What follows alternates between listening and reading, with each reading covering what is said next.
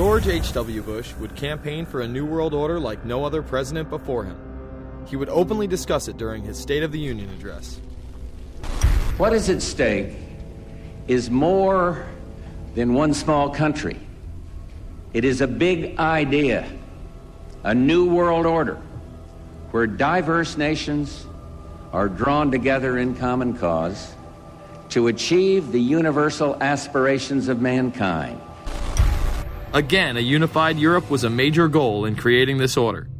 With few exceptions, the world now stands as one.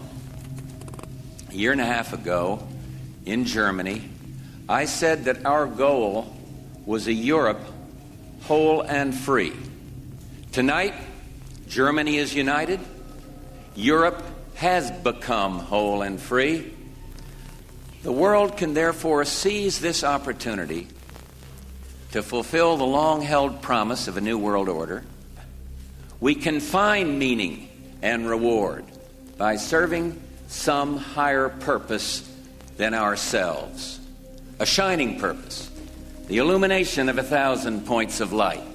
Bush Sr. and his administration would tour and promote this agenda across the board at any given opportunity. The President has spoken often of a new world order. And we have an unprecedented opportunity to build a new era of peace and prosperity here and abroad, to build a new world order. It's my understanding, I think that the President, and I don't know the context of how it came up in his speech last night in New York, said that China must be a part of the new world order. Guess I would like to ask you how you envision China fitting into the new world order. It is a country that we are going to have relationships with by virtue of its geopolitical importance. American officials say breaking down regional and national barriers to the flow of goods and services would represent a spectacular benefit to economies around the world. We are building a new world order. Bush would actually make a commencement address at Maxwell Air Force Base declaring the birth of this order. And that's why I wanted to speak to you today about the new world taking shape around us, about the prospects for a new world order now within our reach. In the coming weeks, I'll be talking in some detail about the possibility of a new world order emerging after the Cold War. But today, I want to discuss another aspect of that order. You see, as the Cold War drew to an end, we saw the possibilities of a new order in which nations work together. It refers to new ways of working with other nations to deter aggression and to achieve stability. As old threats recede, new threats emerge. The quest for the new world order is in part a challenge to keep the dangers of disorder at bay. We must build on the successes of Desert Storm to give new shape and momentum to this new world order. Only when this transformation is complete will we be able to take full measure of the opportunities presented by this new and evolving world order. The new world order really is a tool for addressing a new world of possibilities. This order gains its mission and shape not just from shared interests, but from shared ideals. After the Gulf War had ended, Bush was so obsessed with the idea of a new world order that he had a series of Glocks imprinted with the term that he would give to members of his administration, including Colin Powell, Brent Scowcroft, Dick Cheney, and General Norman Schwarzkopf. Cheney would even approve policy papers regarding the New World Order. Defense Secretary Dick Cheney has approved a revised draft of a policy document on the New World Order. The Pentagon is backing off a controversial earlier draft and has abandoned a one superpower strategy. The final document puts more emphasis on international alliances and organizations. This would become an unprecedented time period for people all over the globe to discuss at length what the New World Order meant to them. People within the media. Does anybody want to talk about the New World Order? Is there a New World Order out there, or is this a vision that exists in the... He does have his vision, there's no doubt about that. But does that exist in the president's mind, or does it exist out there in reality? This president sees this episode as the first test case, as the first example for the new world order he is trying to organize. Some people have called it the New World Disorder, and there's a lot of truth to that.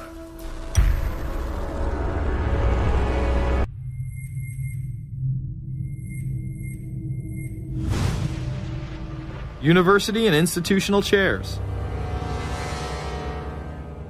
I mean, we're talking a new world order at Georgetown.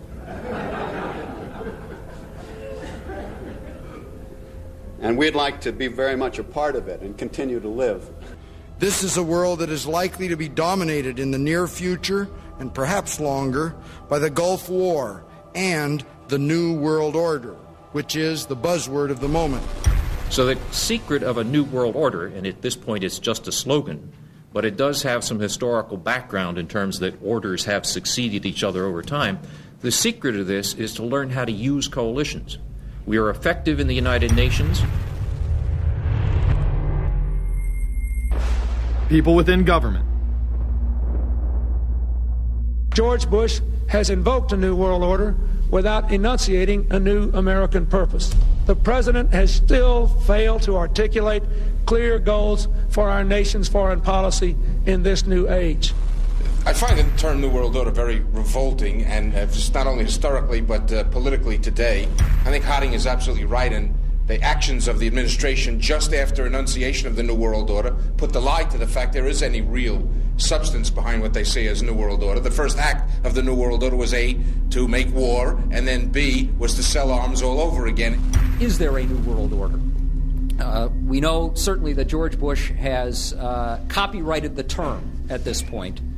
In the aftermath of this war, though, is it an empty vessel into which something will be poured? Is it the appropriate term to use? Is it going to be a new world order, or will disorder be just as significant in this process as we look ahead? Let's start with Madeleine. I think that we have, in fact, kind of had this term thrown at us, and many of us have not liked it, partially because of the previous historical connotation, and partially because I think it doesn't really deal with the way the world ought to be or is at the moment.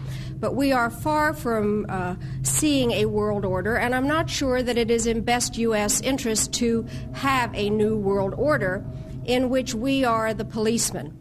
While many began to become critical of this order, the term began to evaporate into the background. We are very, very skeptical of an international order if we are not sure how the rules will be made, because thus far the international order has been made with rules that we had no input into and that affect us, and even when on the few occasions when the rules will seem to favor us, then they get changed. A unipolar world, a world of one superpower, may be quite dangerous for us. The New World Order under the United Nations would mean, among other things, an end to our God-given rights given us and secured by the Constitution.